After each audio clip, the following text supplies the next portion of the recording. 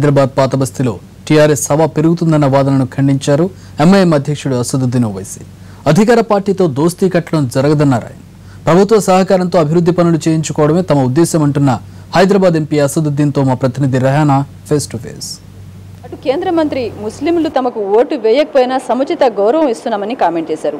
ఇటు రాష్ట్రంలో చూసుకున్నట్లయితే టీఆర్ఎస్ ప్రభుత్వం 12% ముస్లిం రిజర్వేషన్లు ఇస్తూ ముస్లింలకు దగ్గరే ప్రయత్నం చేస్తుంది. ఈ అన్నిటి మీద మనతో పాటు మాట్లాడడానికి ఎంఐఎం అధినేత అసదుద్దీన్ ఓవైసీ ఉన్నారు. ఆయనతో మాట్లాడుతూ और देखें तो स्टेट पॉलिटिक्स में टीआरएस गवर्नमेंट 12% रिजर्वेशंस मुस्लिम रिजर्वेशंस के लिए बिल पास किया स्टेट असेंबली में, मगर उधर बीजेपी और ये कर रही कंडेम कर रही कि ये रिलीजियस बेसिस पे रिजर्वेशंस को. देखिए, सबसे पहली बात तो ये है कि बीजेपी को चाहिए कि वो बीसी कमीशन की रिपोर्ट को पढ़े. राइट, बीसी कमीशन की रिपोर्ट में ये क्लियरली लिखा गया है. और दूसरा, एजुकेशन में मुसलमान 14% बिलो है एसटी से और 60% बिलो है हिंदू से. वर्क पार्टिसिपेशन रेट देख लो आप, मुस्लिम्स 32% बिलो है वर्क पार्टिसिपेशन में एससी से, 41% बिलो है एसटी से. लैंड होल्डिंग जो इंडेक्स है, मुस्लिम्स हाउस होल्ड 60% बिलो है एससी से और 70% बिलो एसटी से.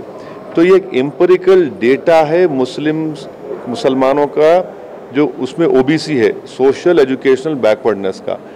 हम ये नहीं कह रहे कि पूरे मुसलमान दे रहे, उसमें तो जो मुसलमान जो ओबीसी है, बैकवर्ड क्लासेस है, जो कास्ट है, उनको मिल रहा है रिजर्वेशन. दूसरी बात यह है कि बीजेपी अगर अगेंस्ट थी तो फिर जब येदियुरप्पा 5 साल कर्नाटक में गवर्नमेंट करे, वहाँ तो मुसलमान रिजर्वेशन दिए आप, वहाँ पर कंटिन्यू चल रहा. तो हम ये रिलीजन के नाम पर नहीं बोल रहे, हम बोले मुसलमानों में जो नंबर 1 जो बैकवर्ड कास्ट है और जो सोशली एजुकेशनली बैकवर्ड है, जो सुधीर कमेटी और बीसी कमीशन ने उसको मालूम किया, उस टूर किया.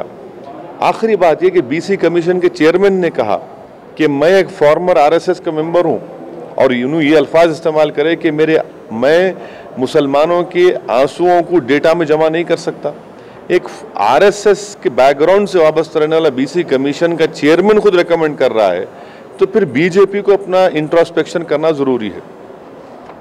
अगर ये parliament segment, Hyderabad parliament segment या एमआईएम पार्टी के तौर पे देखें तो इस बीच में TRS government is doing so many developmental activities in old city.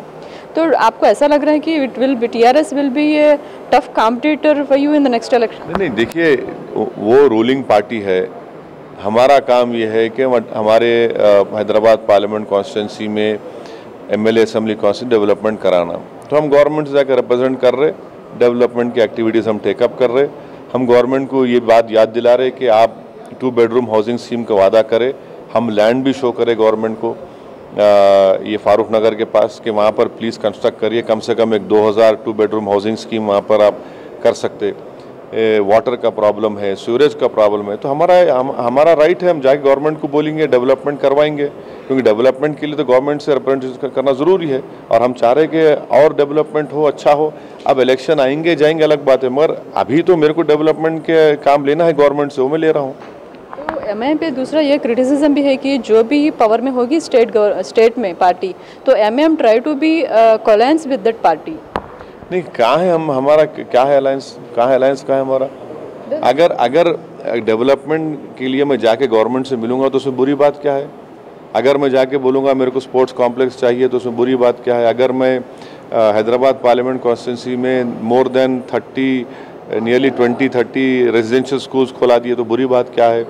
अगर सीएम से बोल के हम एक 50-60 करोड़ के वाटर वर्क सीवरेज के काम करवा रहे तो उसमें बुरी बात क्या है? डेवलपमेंट होना ना, डेवलपमेंट नहीं होना क्या?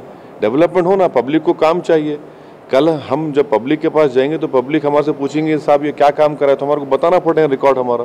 तो हम गवर्नमेंट के पास जाके गवर्नमेंट से रिप्रेजेंट कर रहे हैं, गवर्नमेंट से लड़ रहे हैं और लड़के डेवलपमेंट के काम करवा रहे हैं और गवर्नमेंट भी हमारे को कोऑपरेट कर रही है इस मामले में.